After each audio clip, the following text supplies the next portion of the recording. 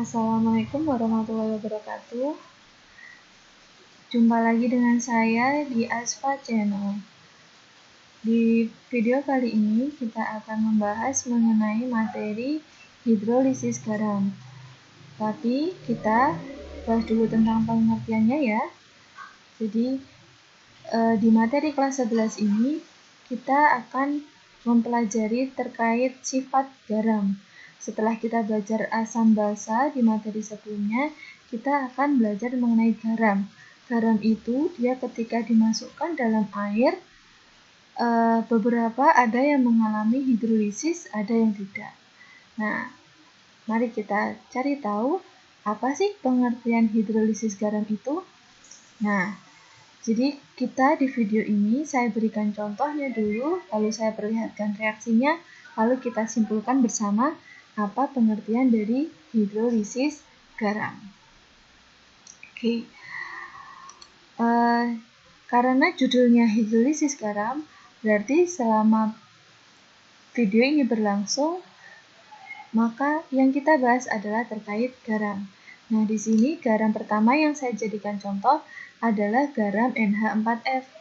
Bentuknya kristal, lalu saya masukkan ke dalam air. Air yang molekulnya H2O. Ini representasi makroskopiknya, jadi yang terlihat oleh mata. Tetapi secara mikroskopiknya bagaimana? Kita akan bisa melihatnya setelah ini. Nah, di sini ada keterangan gambar, di situ ada bejana yang berisi air. Nah, ini sebenarnya kalau bejana berisi air, molekul air itu jumlahnya jutaan. Tetapi ini saya cukup gambarkan dengan 5 molekul H2O sebagai representasi saja, jadi perwakilan gitu ya. Nah, di sini di sebelah sini ada keterangan. Ini adalah gambar dari molekul NH4F. Ini adalah gambar dari H2O, ini gambar dari ion NH4+, ini gambar dari ion F-, ini gambar dari molekul NH3, dan seterusnya. H3O+ adalah pembawa sifat asam, sama dengan H+. Jadi H3O+ itu adalah H2O yang ketempelan H+. Jadi sama-sama pembawa sifat asam, sedangkan OH- adalah pembawa sifat basa. Sesuai dengan teori asam basa siapa? Teori asam basa yang telah kita pelajari, gitu ya. Teori asam basa Bronsted-Lowry, teori asam basa Lewis, teori asam basa Arrhenius, gitu ya. Jadi teori asam basa Arrhenius, H+ sebagai pembawa sifat asam, OH- sebagai pembawa sifat basa. Nah, selanjutnya, tadi kan garamnya dimasukkan ya dalam air. Ini saya gambarkan hanya 9 molekul saja, ada 9 molekul NH4F yang dimasukkan ke dalam air. Berarti karena ini garam itu adalah hasil reaksi antara asam dan basa, dan sifatnya garam itu ikatannya adalah ionik, maka senyawa garam itu adalah senyawanya ionik, seperti itu. Jadi ketika dia dimasukkan dalam air, nantinya dia akan terurai. Atau bahasa lainnya, garam itu ketika dimasukkan dalam air akan terdisosiasi. Seperti ini.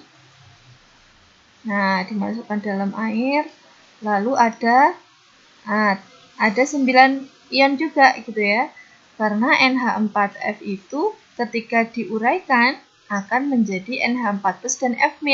Berarti tadi kalau ada 9 molekul NH4F, maka di larutan juga akan ada 9 ion NH4+ dan 9 ion F-. Nah, seperti ini ya. Jadi ini airnya dan ini sudah terurai menjadi ion-ionnya. Nah, ketika di dalam air,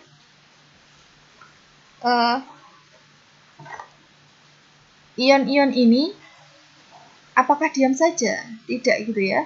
Ion-ion ini akan bereaksi dengan air. Karena dia dimasukkan dalam air, maka ion-ion yang sudah terurai tadi akan bereaksi dengan air. Seperti ini reaksinya. Yang pertama ini adalah reaksi dari ion NH4+ dulu. Jadi ion dalam air itu ada 2, NH4+, dan juga F-. Nah, yang pertama saya akan gambarkan reaksi dari NH4+ dulu dengan air. Nah, ini NH4+-nya, ini airnya. Dia bereaksi. Nah, coba perhatikan. Ini NH4+ ketika bereaksi dengan H2O terjadi transfer proton. Proton itu H+.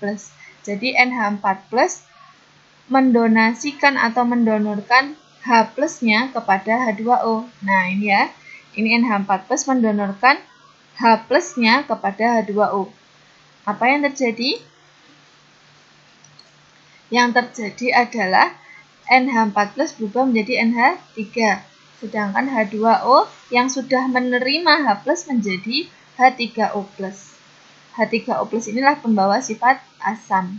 Seperti itu ya. Nah, sedangkan tadi NH4+ yang bereaksi. Sekarang bagaimana sih reaksi ion yang satunya? Nah, reaksi ion yang satunya adalah F-. F- bereaksi dengan H2O. Nah, F- bereaksi dengan H2O. Nah, terjadi transfer proton juga. Tapi transfer protonnya bukan dari, kalau tadi kan NH4+ kan dari H+ ke H2O. Kalau F-, F- itu nanti dia justru ini anion. Jadi kalau kation nanti dia mendonorkan H+, kalau anion dia menjadi akseptor proton. Jadinya dia menerima H+ dari H2O. Sehingga hasil reaksinya adalah, nah, F- yang sudah menerima H+ jadi HF, H2O yang kehilangan H+ jadi OH-. Sehingga ini adalah OH- adalah pembawa sifat basa. Nah, reaksi antara ion dengan air inilah yang disebut dengan hidrolisis garam. Jadi, hidrolisis garam itu adalah reaksi antara ion-ion garam. Nah, ini NH4+ ini ion garam, F- ini ion dari garam dengan air. Seperti itu. Apa hasilnya? Kalau dia kation, hasilnya itu H3O+, berarti pembawa sifat asam. Kalau dia anion dari garam, maka hasilnya adalah OH-, pembawa sifat basa. Seperti itu. Nah, jadi seperti inilah yang terjadi di larutan ketika kalian melarutkan suatu garam ke dalam air. Apakah semuanya mengalami hidrolisis? Tidak, gitu ya. Ini saya gambarkan untuk ion-ion yang mengalami hidrolisis saja agar kita mudah memahami pengertian hidrolisis. Untuk selanjutnya kita akan pelajari sifat-sifat garam yang mengalami hidrolisis ya. Sifat-sifat garam itu ada banyak. Kita akan pelajari di video selanjutnya.